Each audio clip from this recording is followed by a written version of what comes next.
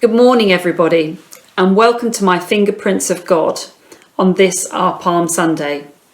My name is Miranda, and I'm part of the church family that is Wisley with Purford. I don't know about you, but over the last 7 to 10 days, I've been through an amazing emotional roller coaster.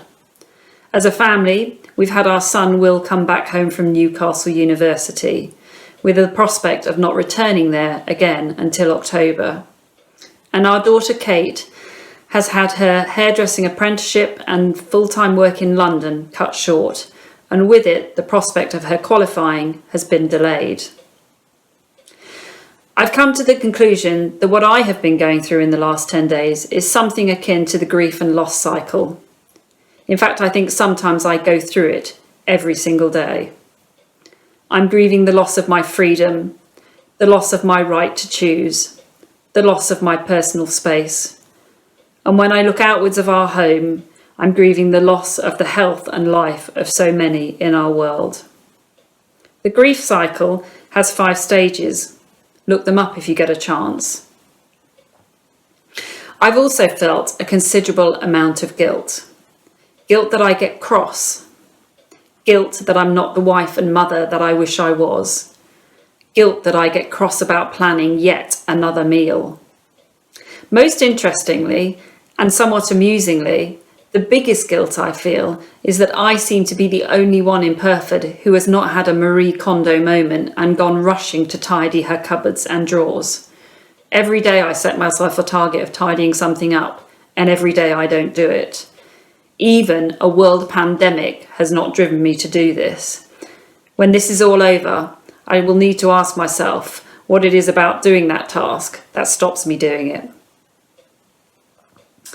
But God in His grace has reached down to me just last week and given me a verse just as I needed it. I was so struck by the verse that I was driven to write it down and to take it on a walk so that I could memorize it. This is interesting because I've often said that learning a verse is a good idea. I've said it to myself and I've said it to others. Learning a verse so that we can speak it over our lives. And for some reason, last week I did this. It has given me more comfort than anything else. It's Psalm 139, verse 16, and it goes like this.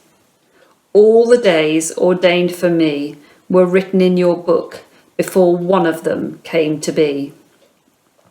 This has given me so much comfort in the last few days, to think that God knows about all of my days before they even start, the good, the bad, and the frankly ugly. God knows how long I'm going to live, and He knows the exact date and time of my death. He knew when coronavirus was going to come, and He knows when it's going to pass. The knowledge of this Bible verse has helped lift me out of my grief and out of my guilt to gratitude. Gratitude at both the big and the small stuff. Gratitude that we have such selfless health professionals looking after us. Gratitude that the Brotman family is together. Gratitude that our politicians, despite not being perfect, are doing the very best they can. And gratitude that Granny even got herself onto a Zoom call last week. Gratitude that right in the middle of this global pandemic, God chose to reach down to me and give me a verse to remind me that I am not in control of this situation, and nor should I try to be. I felt God saying, sit a while and be at peace. Make a difference where you can, Miranda, but let me be God. I've got you. I've got your family, and I've got your friends. I've got this. Thank you.